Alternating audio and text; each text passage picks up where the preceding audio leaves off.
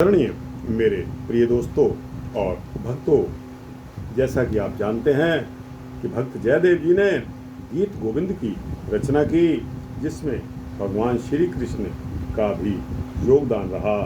दोस्तों, आज का वृत्तांत है कि गीत गोविंद पुरी के मंदिर में किस प्रकार भेजा गया, किस प्रकार पहुंचा।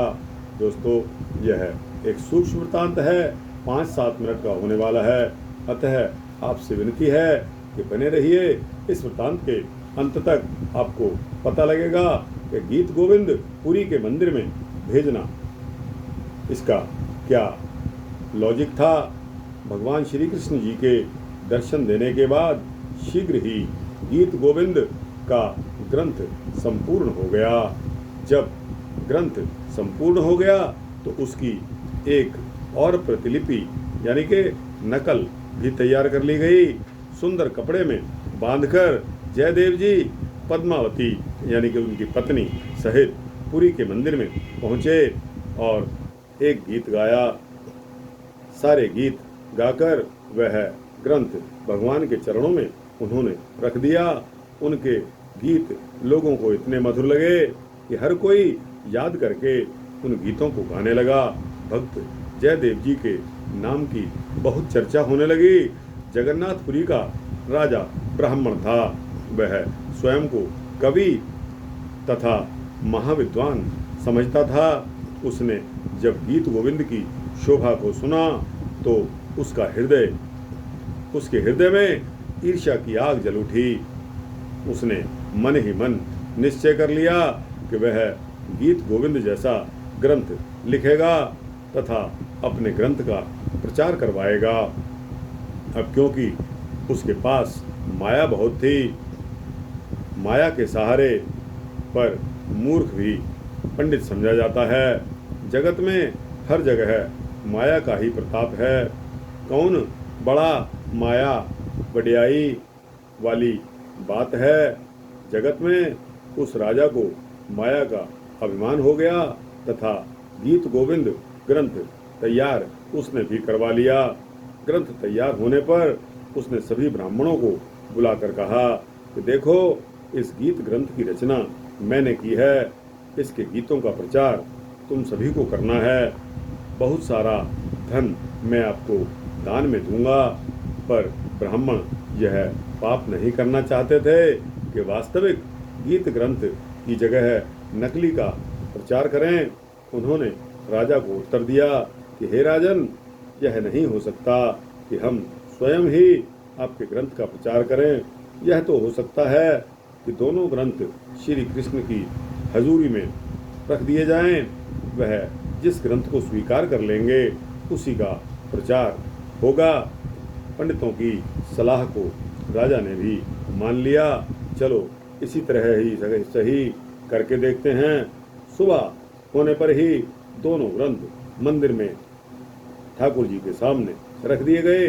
अपने आप ही इससे ठाकुर जी बताएंगे, पता लग जाएगा कि किस ग्रंथ को ठाकुर जी चाहते हैं। सारे शहर में यह खबर जंगल की आग की तरह फैल गई कि राजा और जयदेव जी के गीत गोविंद ग्रंथों का आज मुकाबला होगा। लोग यह सुनकर भगवान का चमत्कार देखने के लिए बढ़ चढ़कर बहुत संख्या में पहुँचे। राजा वजीरों सहित अहंकार में मस्त हो गया। उसे यह मान था कि उसका गीत गोविंद ग्रंथ अच्छा है। दोनों ग्रंथ श्री पुरुषोत्तम जी की मूर्ति के आगे रख दिए गए। सारे लोग मंदिर से बाहर आ गए। पुजारी पंडित ने मूर्ति के आगे प्रार्थना की कि हे भगवान, यह दोनों ग्रंथ आपके चरणों में रखे जाते हैं। इनमें से जिस ग्रंथ को आप स्वीकार करेंगे उसको अपने पास रख लेना तथा दूसरे ग्रंथ को मंदिर से बाहर निकाल देना। हे प्रभु, यह फैसला आप ही कर सकते हो। ऐसी प्रार्थना करके मुख्य पुजारी भी मंदिर से बाहर आ गए। अंदर सिर्फ ग्रंथ और भगवान की मूर्ति रही। मंदिर के पुजारी, राजा तथा शहर के साधारण नागरिक बड़ी उत्सुकता से देख रहे थे कि भगवान जी किस हक में फैसला करते हैं तथा किसको मान देते हैं। भगवान की लीला तो भगवान ही जानते हैं, मनुष्य नहीं जान सकता। बाहर खड़े लोगों को ऐसा प्रतीत हो रहा था कि जैसे मंदिर में कोई पुरुष घूम रहा हो तथा चीज़ों को उलट पुलट कर रहा हो। उस हिल जुल के कुछ समय के पश्चात ही ग्रंथ पटाक करके मंदिर के द्वार से बाहर फर्श पर आ गिरा। उसके पन्ने बिखर गए। एक ग्रंथ के बाहर आने से लोगों ने खुशी से भगवान पुरुषोत्तम की जय जयकार के नारे लगाने शुरू कर दिए। मुख्य पुजारी ने आगे होकर बाहर गिरा हुआ ग्रंथ उठाकर देखा। उसने पुकारा, भगवान के भक्तों सुन लो, भगवान ने राजा के ग्रंथ गीत गोविंद को बाहर फेंक दिया है तथा जयदेव जी का ग्रंथ गीत गोविंद स्वीकार लिया है। राजा के ग्रंथ को नहीं स्वीकारा गया। अब जयदेव जी के ग्रंथ के गीत ही गाए जाएंगे। लोग बहुत खुश हो गए, परंतु राजा बहुत शर्मिंदा हुआ। उसने धरती स्थान नहीं देती थी, वहीं लोग उसे शर्मिंदा करने लगे। उसने अपना ग्रंथ उठा लिया। वजीरों, पंडितों तथा अन्य जानने वाले लोगों ने आंख बचाकर समुद्र की ओर चल पड़े। उसने फैसला किया कि वह आज प्राण त्याग देगा। मरने का विचार करके वह समुद्र के किनारे पहुंच गया। समुद्र में छलांग लगाने ही वाला था तो भगवान की तरफ से वचन हुआ कि हे राजन, आत्महत्या करके अब आप दूसरा पाप मत करो। पहला पाप तुमने ईर्ष्या करके ग्रंथ बना दिया, वह किया है।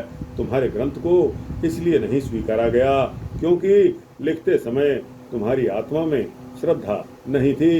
ईर्ष्या की आग से जलते मन के साथ आपने इस ग्रंथ की रचना की थी। अहंकार का त्याग करके मूर्खता को छोड़ दो। जाओ, कुछ श्लोक जयदेव जी के ग्रंथ में शामिल कर दो, स्वीकार हो जाएंगे, तुम्हारा नाम भी अमर हो जाएगा। यह समूचा ग्रंथ समुद्र को भेंट कर दो। यह ऐसा वचन सुनकर राजा के मन में शांति आई। उसने अपना ग्रंथ समुद्र में फेंक दिया तथा समुद्र के किनारे से भागकर सीधा मंदिर में आ गया। मंदिर में मूर्ति के आगे दंडवत होकर भगवान से क्षमा मांगने लगा। आगे से ईर्ष्या न करने की सौगंध उठाई। साथ ही यह भी प्रण कर लिया कि जयदेव जी के ग्रंथ गीत गोविंद में से वह यह गीत जरूर मंदिर में आकर पढ़ा करेगा। राजा इसी तरह करने लगा। इस बात से श्री जयदेव जी की शोभा और बढ़ गई। राजा ने जयदेव जी को ढेर सारा धन भी दिया। तो दोस्तों, श्री जयदेव जी भक्त का ग्रंथ गीत गोविंद बहुत मेहनत से बनाया हुआ ग्रंथ गीत गोविंद वह भगवान के दर पर प्रवान हो गया। भगवान ने उसको स्वीकार कर लिया। और दोस्तों, राजा का जो ईर्ष्या और जलन से बनाया हुआ ग्रंथ था उसको नकार दिया गया। दोस्तों, यह ग्रंथ यहाँ समाप्त होता है। आपको कैसा लगा? अच्छा लगा हो तो इसको लाइक और शेयर करते हुए अपने दोस्तों, भक्तों, मित्रों, जिज्ञासुओं तक पहुँचाना। दोस्तों, कमेंट सेक्शन में अपनी राय अवश्य दिया करो। आपकी राय मेरे लिए बहुमूल्य होती है। दोस्तों, इस चैनल को भी सब्सक्राइब करेंगे तो आपको इसी तरह के सूक्ष्म भक्ति विधान मिलते रहेंगे, ऐसा संकल्प है। जय श्री राधे, जय श्री कृष्ण, जय भक्त जयदेव जी की।